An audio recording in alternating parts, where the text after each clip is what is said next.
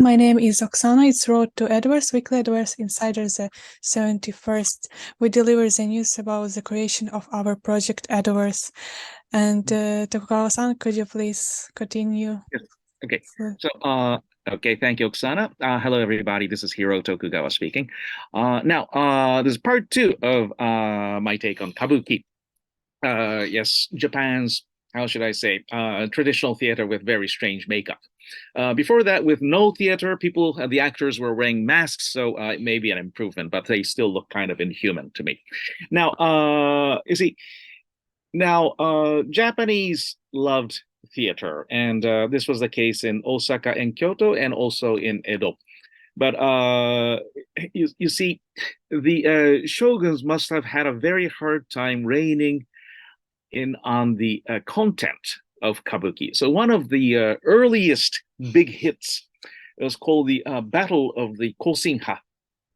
Kosinha is a Chinese, so he was probably something between a pirate and a merchant, based in Fujian in China and in Taiwan. And his mother was Chinese, and his father was Chinese, and his mother was Japanese.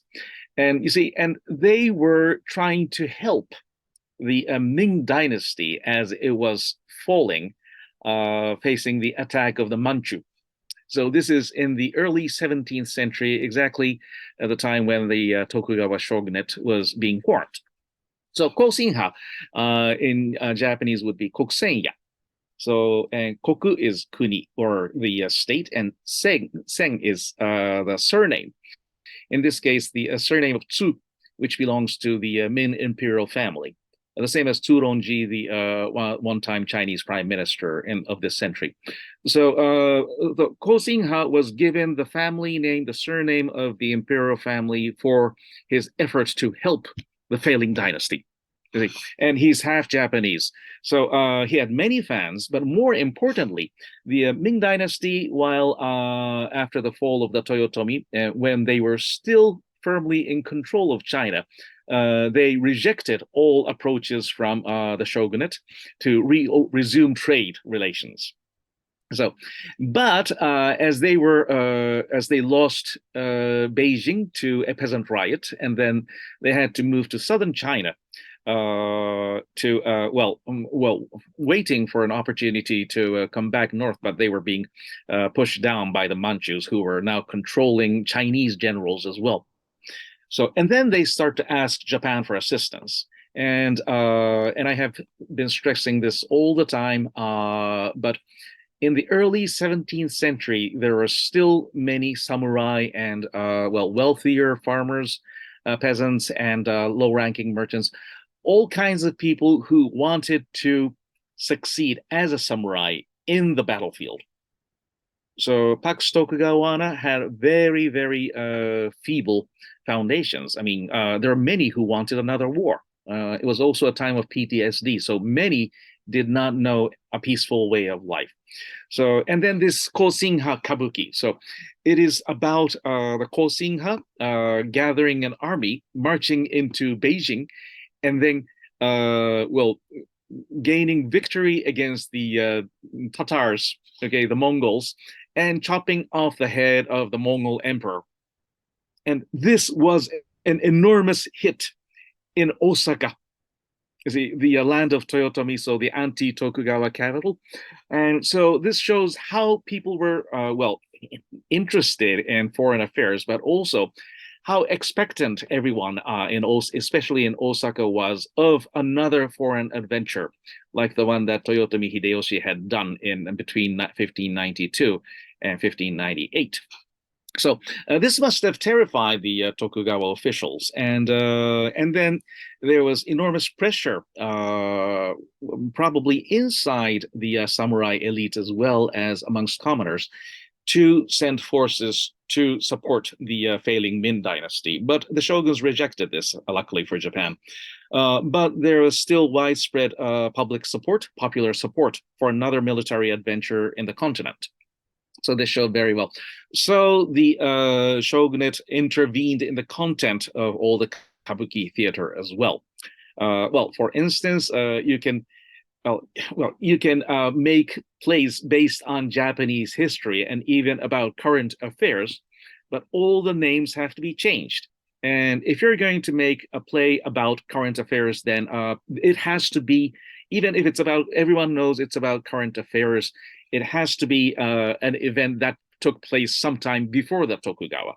So the famous Chushingura, which I think I'll talk about in detail next week, Chushingura. So although this is based on an event that took place in the late 17th century, the play takes the script is about the play is about something that took place like 500 years ago. But everyone knew that it was about this act of terror coming out of vengeance taking place that took place right in front of the eyes of Edo citizens.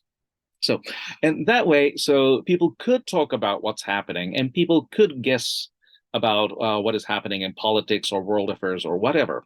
But everything was wrapped in a veil of fantasy and of history. So that's how the shogunate tried to control the contents, okay, of kabuki. And it was enormously popular, as I said last week. And also from one state, from a certain period, all the actors, including the actresses, had to be men. And this is to avoid mixing up with prostitution, but I don't know if it is all men. Okay, we have something called takarazuka, which is all women, which I think is as strange as kabuki, but that's another story.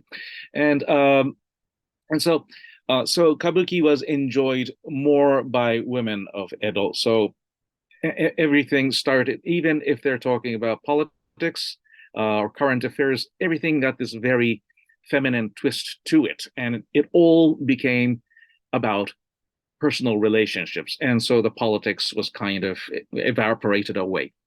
So that is how should I say this? This was the shogunate's cultural policy, that all serious matters were turned into things absurd. Okay, and I think that's enough for this week. Thank you very much, and see you next week. Bye. Thank you very much, Tokugawa-san, for very interesting talk about kabuki again. I'm enjoying it very much, actually. And JJ, could you please join us? Hello. Hello. Hi, Oksana. Hello, everybody. Have you ever tried Tenku Gozen GI, which is created by our third developers? And then this is a quite new game based on Fortnite.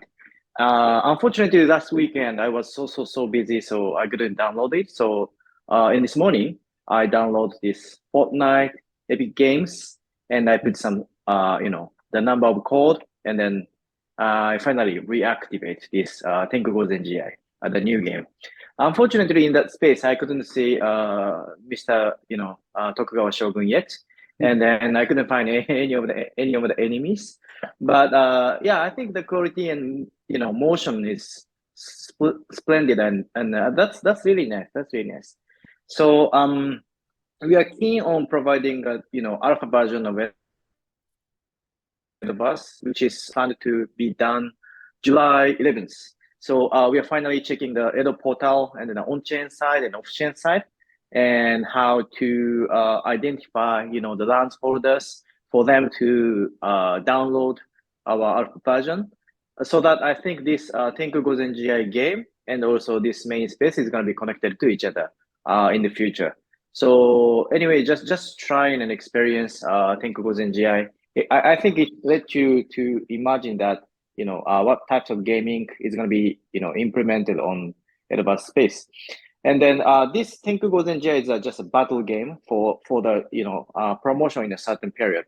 But of course, the main Edoverse of main space will have some types of mini games. And then me and Dominic and of course Robert from Sequin, continue to discuss what types of mini games should be implemented in our space. Of course, like sumo game, sumo battling game, and Tokugawa-san, Iehiro-san gave us nice idea about kind of knight on the horse. They battle each other, blah blah blah something, and some types of chohan bakshi, which is like like online casino. Looks like online casino. So we didn't say we're going to put online casino, but it's like a, kind of new entertainment game is going to be implemented. So might be, I'm not sure. So we will continue to discuss the mini games first. But I think that in the alpha version, still you can see what types of mini games should be or will be, coming to our space, because there is some entrance, and then once you come to see the entrance, you can see some of the other the path to the other spaces, and then you can go to theater, you can go to some mini games, blah blah blah. So anyway, look forward to it, and then I just would like you to try. I think it was enjoy. I think it's nice, and worth of using your time. Thank you so much. That's enough on my side. Thank you very much, JJ and Mitsushi. Hello, how are you doing? Hello. I went to IBS in Kyoto last week. I met a lot of people. Interestingly, I had an opportunity to talk to a lot of crypto funds or crypto venture capitals investing in Web3 games and Metaverse. Interesting trend that I personally learned is that the discourse around tokenomics is really different from Japan and outside Japan. So when it comes to tokenomics in Web3 games, the mainstream discourse inside Japan is that we should activate community when we should make an interesting game or attractive games, right? For those two issues are sort of tautological or axiomatic for people outside Japan. Like, games should be interesting, of course, and community should be active, of course. Even without Web3 games, or even within Web2 games, community should be active. For any investment trading, community should be active. So that's not unique or intrinsic topics that we should debate about for Web3 games.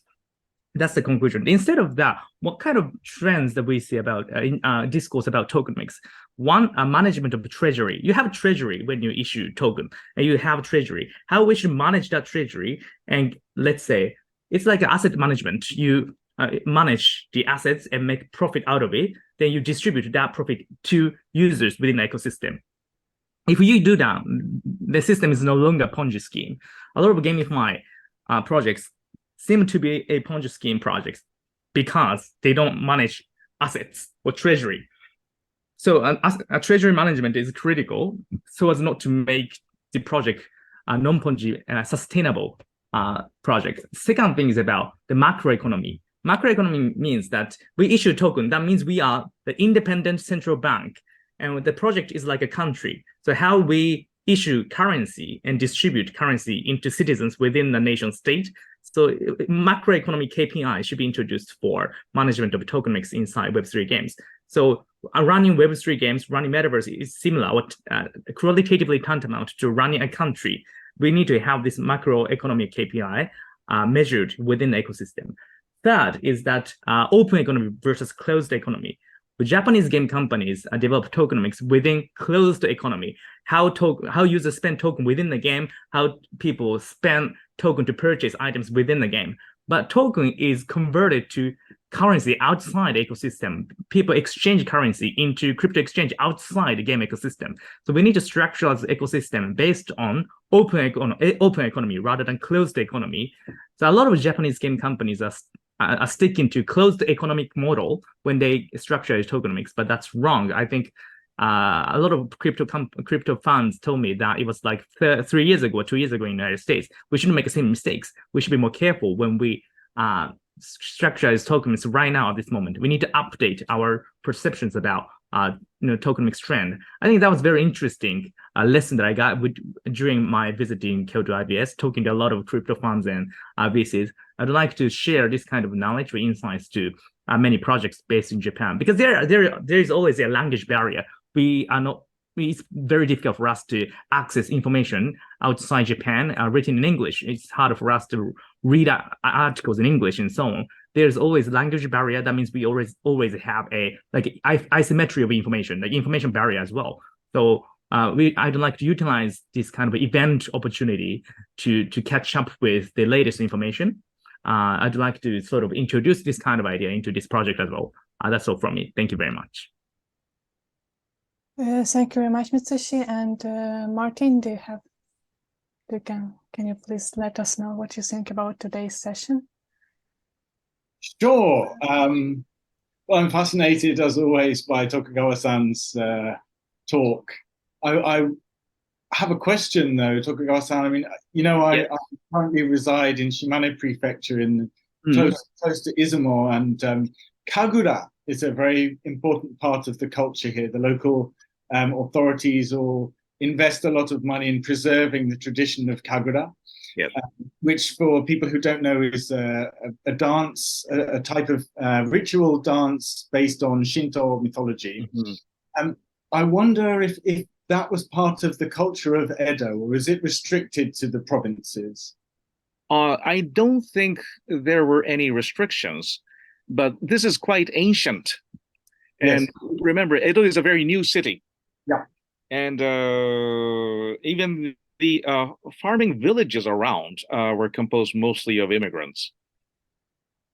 So the people, even the wealthier farmers would come to Edo to see kabuki, or if they're really cultivated, no, but would they support Kagura in the surrounding villages? So in the city of Edo, it's quite unlikely. That's my impression. Right. So it's like a juxtaposition of high and low culture, with No and Kabuki being high culture and Kagura being for peasant masses. Well, Kabuki is for the urban masses. Right. And it's more professional. Yes. Kagura, they preserve them, but the people performing it are all the local folk. Yes, correct. So it's not professional, is how I see it. So there's also Inaka Kabuki. So the scripts and the costumes are imported from the major cities, but they go around like a traveling troupe. Right. Fascinating.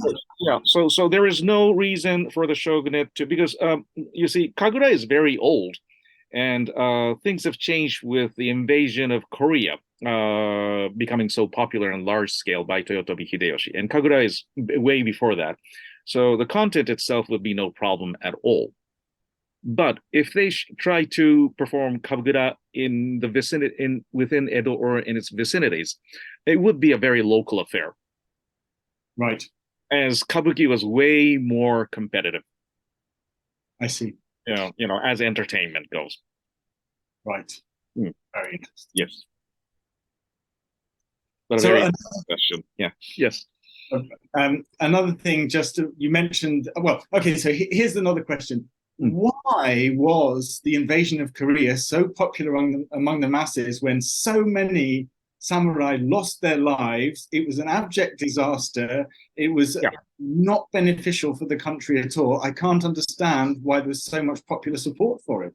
Well, I don't think so many Japanese deaths were counted. Right. You see, the Japanese were fierce warriors. So out of 150,000 that crossed the Tsushima Straits, the death rate would be, and the damage would be at most 20%. Oh, right. Okay. 30%. It's not like 50% lost their lives. So it wasn't, and it was enormously expensive. And this is why the Toyotomi regime disintegrated so quickly. But for the people who fought, they will all bring back the information that in their interpretation that the Japanese were doing quite well. Right. And so there was a lot of pressure, for another expedition. Right. And then there's also the notion that because this is written in the Kojiki, our oldest historical record, that Southern Korea was actually Japanese territory. Right. So it's a just war for recovery of territory. It was irredentism. Right. Interesting. Yes. And also another war would be like the last chance for social mobility. I see. Right. Yes. So among the lower classes, it would be seen as an opportunity for them to rise in the ranks. Right. Yes. Become a samurai again, and then climb up the social ladder. Right. Yeah. So all of this was mixed into this passion for going abroad. I mean, it's roughly the same time as Yamada Nagamasa, who was a mercenary in Southeast Asia and became a governor of a province in Thailand. and people knew of these people, men like that. Right. So in the first half of the 17th century, there was this, how should I say? A longing for foreign adventure still there. Right. And that is the major reason why the shoguns shut down the country, so to speak. I see. I suppose the reason for the popularity of piracy is similar. There were so few opportunities for social advancement within Japan. The only option was to go and raid. Yes. Fascinating stuff. So the other thing I'd just like to pick up on, it's a sad story, but I'm a fan of linguistic diversity. And, the Manchu, you mentioned the Manchu. Yes.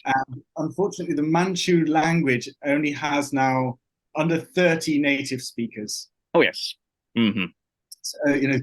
Total sinicization of the Manchuria province, and most of the speakers are over 80 years old, so the language is just going to disappear.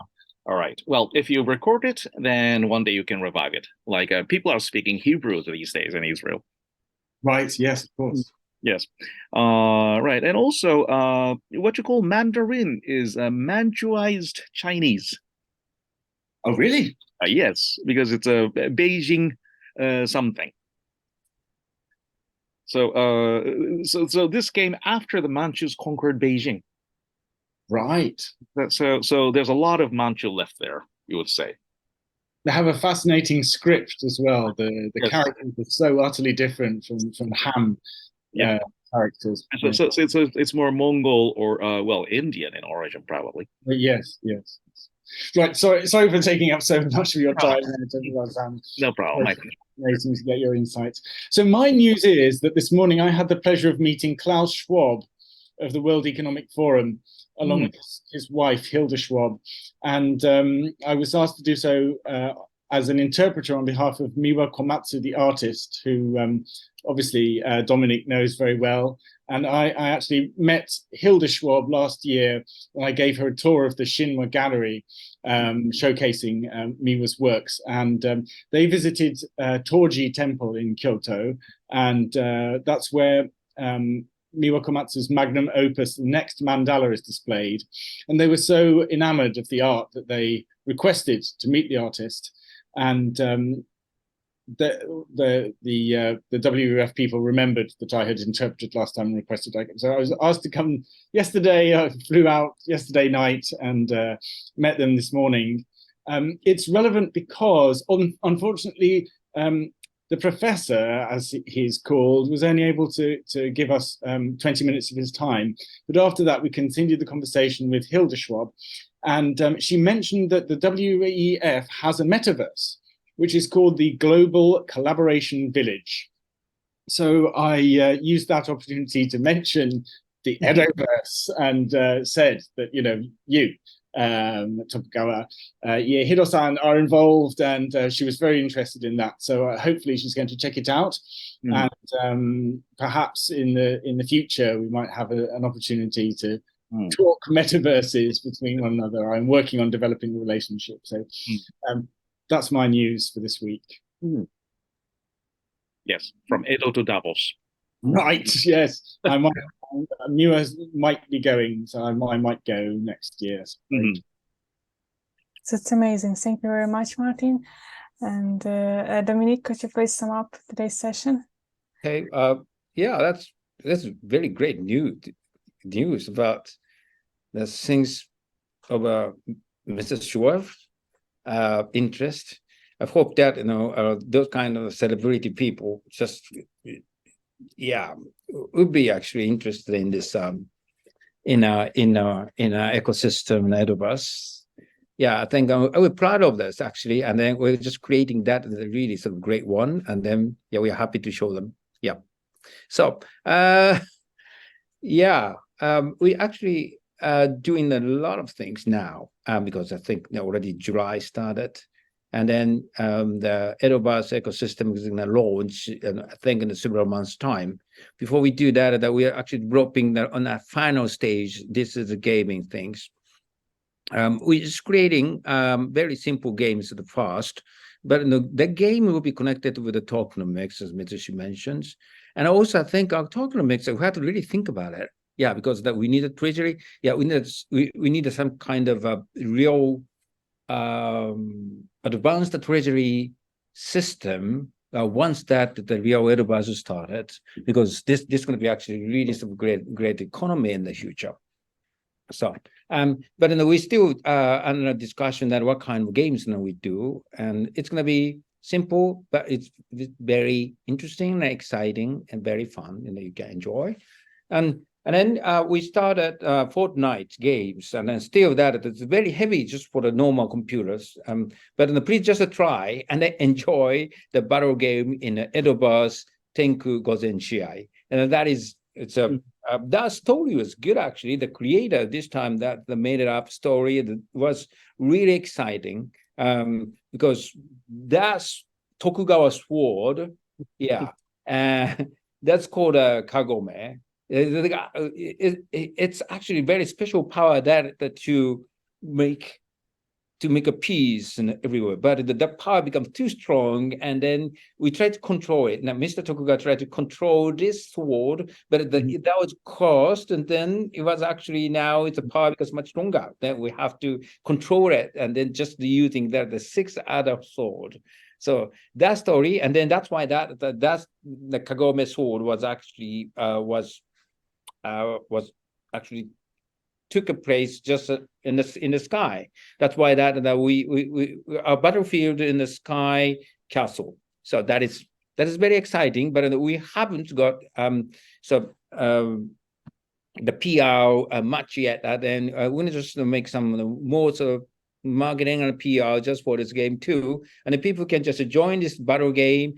And in the near future, Mr. Tokugawa, Mr. Iehiro Tokugawa, the 90s of shogun, is coming up to the Tenku Gozen Jiai. And then he might actually give you something very special in the future.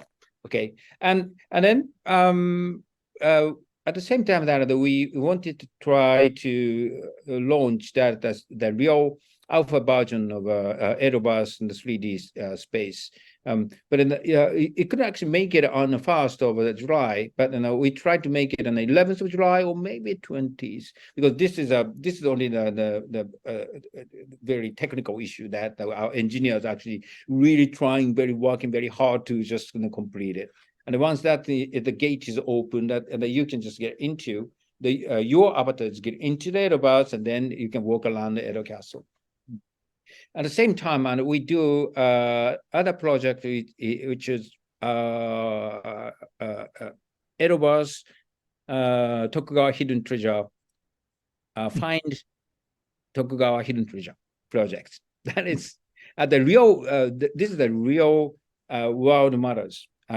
You can travel, and then you can just find a PL code, and then you can just get treasure box NFT. Yeah, that is an issue that, and then if you can just treasure NFT called the Senryo Bako NFT, and then you will, and then you have to just keep it just once that an Edoverse opens and the Edoverse space opens. Once that's Edoverse opened, the key of the Senryo Bako is the treasure box will be opened, and then you can see that a treasure there from the box. Probably, I think the next year that's going to happen to you. So please just find, but it's not a starter yet.